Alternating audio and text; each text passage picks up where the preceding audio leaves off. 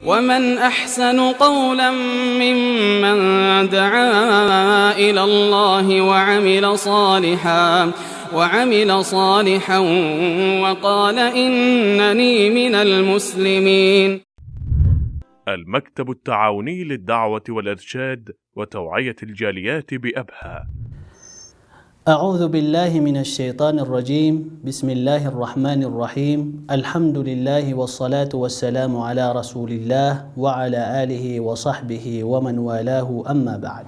Ang lahat ng papuri ay sa Allah lamang ang pinakamaawain at pinakamahabagin. Nawa ang pagpapala ng Allah at ang kanyang habag ay mapa sa kanyang mahal na propeta na si Muhammad sallallahu alaihi wasallam at sa lahat ng tumahak ng kanyang landas hanggang sa pagtayo ng kabilang buhay. Mga kapatiran sa pananampalatayang Islam na nakikinig sa maikling video na ito, Assalamualaikum warahmatullahi ta'ala wabarakatuh. Ang paksa na ito ay patungkol sa dahilan kung bakit nilikha ang tao. Bakit nga ba nilikha ng Allah subhanahu wa ta'ala ang sangkatauhan? Jinni man o sangkatauhan. Mga nilikha ng Allah subhanahu wa ta'ala na di nakikita.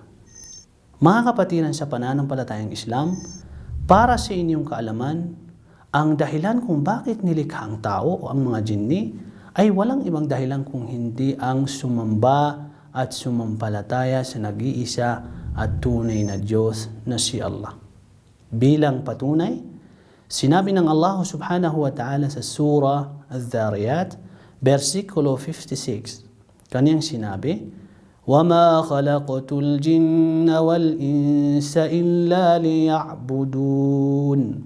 Ibig sabihin, sinabi niya hindi ko nilikha ang tao at jinni o mga nilikha na hindi nakikita maliban na sila ay sumamba sa akin at sumampalataya. Yan ang dahilan kung bakit tayo nilikha, mga kapatiran sa pananampalatayang Islam, dahil lang sa pagsamba o tinatawag na ibada. Si Ibn Kathir, rahimahullah, isang tanyag na mufassirin, kanyang sinabi, إِنَّمَا خَلَقْتُهُمْ لِآمُرَهُمْ بِعِبَادَتِي لَا لِإِحْتِيَاجِي لَهُمْ. Sinabi ni Ibn Kathir, ang dahilan kung bakit ko sila nilikha ay upang pag-utusan sila na sumamba sa akin at hindi nangangahulugan na ako ay nangangailangan sa kanila.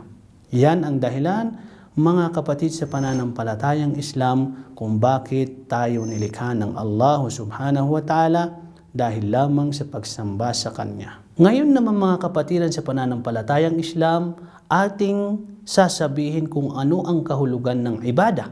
Dahil yan ang dahilan kung bakit tayo nilikha. Ngayon, ano naman ang ibig sabihin ng ibada?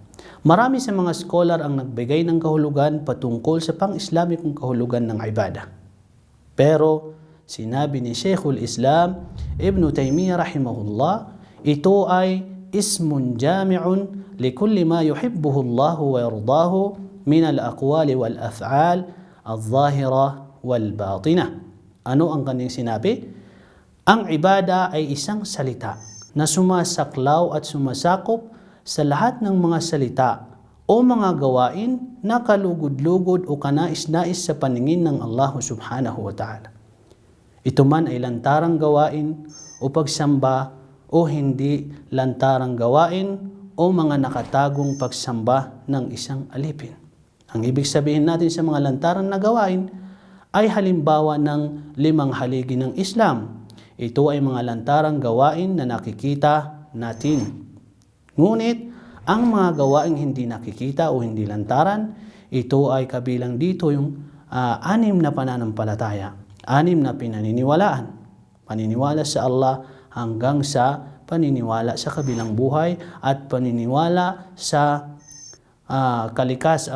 paniniwala sa kapalaran ng isang tao.